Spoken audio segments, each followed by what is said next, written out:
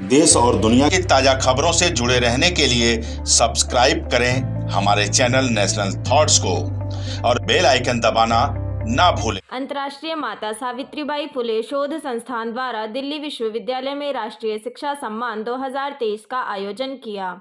इस मौके पर शिक्षा और महिला कल्याण के क्षेत्र में सराहनीय कार्य करने वाली 6 विदुषी महिला शिक्षाविदों को 2023 के अंतर्राष्ट्रीय माता सावित्रीबाई फुले राष्ट्रीय शिक्षा सम्मान 2023 से दिल्ली विश्वविद्यालय के कुलपति प्रोफेसर योगेश सिंह द्वारा सम्मानित किया।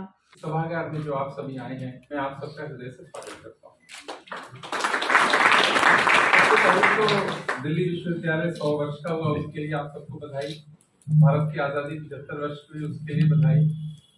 और इस समय आप ये अच्छा कार्यक्रम कर रहे हैं, माता सावित्रीबाई फुले संस्थान को भी बधाई कि उन्होंने 5 ऐसे विदुषियों को सम्मानित किया जो शिक्षा के क्षेत्र में अच्छा काम कर रहे हैं। संस्थान ने शायद यही सोचा होगा कि सबसे बड़ी यदि उपलब्धि कोई माता सावित्रीबाई फुले की रही तो वो क्या रही, उन्होंने शिक्षा के क्षेत्र में काम किया और मूल मंत्र शिक्षा और सेवा दोनों में उन्होंने काम किया और ये दोनों भी जुड़े हुए हैं। जैसे जैसे व्यक्ति शिक्षित होता है वो ज्यादा मजबूत होता जाता है कि सेवा का काम कर सके, और यदि वो सेवा का काम नहीं करता है, दूसरों के लिए नहीं अपॉर्चुनिटी क्रिएट करता है, तो वो उससे एक्सपेक्टेड नहीं है। अगर वो ऐसा नहीं करता, उसको करना चाहिए ऐसा।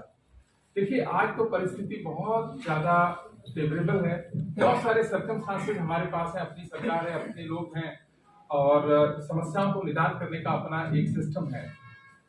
लेकिन आप सोचिए कि सावित्रीबाई फुले माता जब थी, उस समय तो विषम परिस्थितियां थी, न तो राज्य अपना था, न समाज की सोच भी ऐसी नहीं थी जो आज है। उस सोच के विरोध में काम करके उन्होंने बहुत जल्दी ये समझा कि व्यक्ति के जीवन में यदि परिवर्तन लाना है तो शिक्षा ही एक माध्यम है। वो तब भी एक माध्यम थी, आज भी एक माध्यम है और एक सशक्त माध्यम है।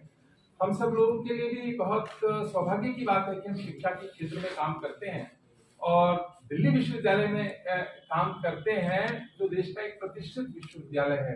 तो हमें तो ज्यादा से ज्यादा लोगों के जीवन में परिवर्तन लाने के लिए काम करना चाहिए।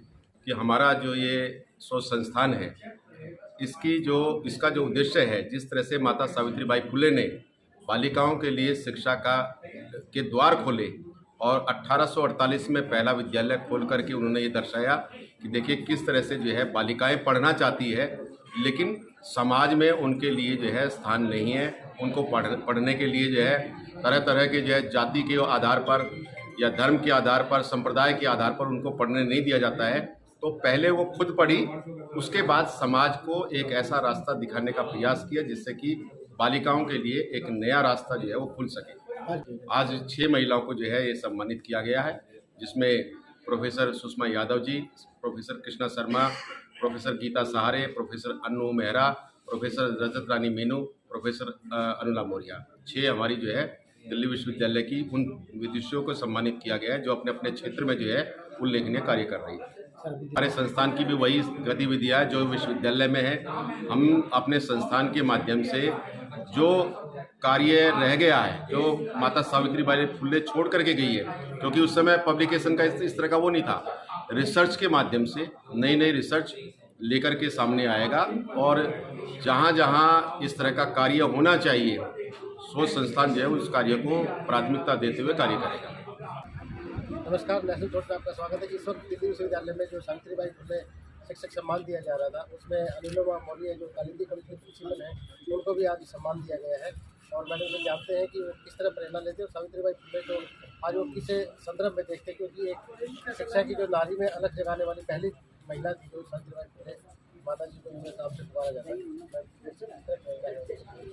पहले तो इस सम्मान के लिए मैं बहुत बहुत शुक्रिया अदा करती हूँ और मैं हमेशा एक ही चीज़ बोलती हूँ कि आप कोई भी प्रॉब्लम होती है उसको प्रॉब्लम की तरह मत लीजिए, अगर उसको चैलेंज लेते हो।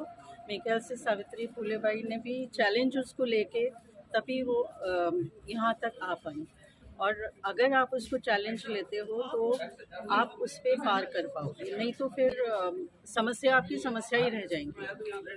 मैं ये बताना चाहूँगी कि कालिंदी कॉलेज को A+ मिला है NAC में, और ये बहुत ही गर्व की बात है कि सीमित साधनों के बावजूद भी कालिंदी कॉलेज जो है वो ऊंचाइयों पे छोड़ रहा है और लड़कियों को वो शिक्षा दे रहा है जो कि सावित्री फुले बाई चाहती थी, और वो पहली महिलाएं थी जिन्होंने लड़कियों के लिए स्कूल खोला था।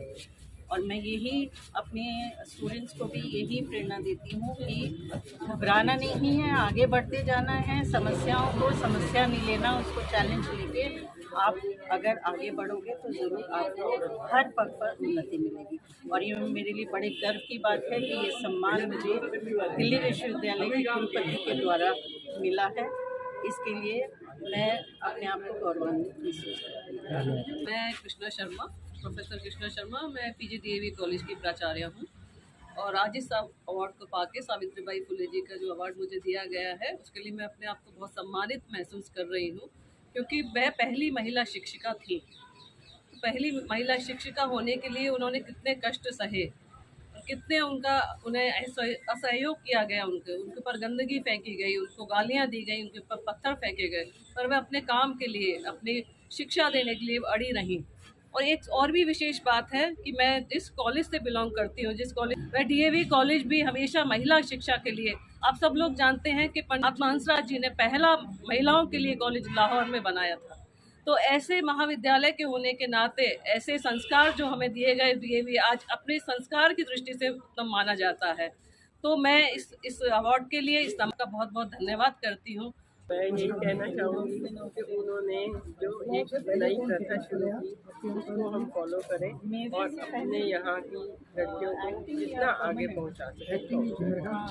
कदम करके जो उन्होंने पहला कदम रखा था उसी कारण हम लोग आज यहाँ पहुँचे हैं कि सब लड़कियों को एजुकेशन मिल पा रहा है।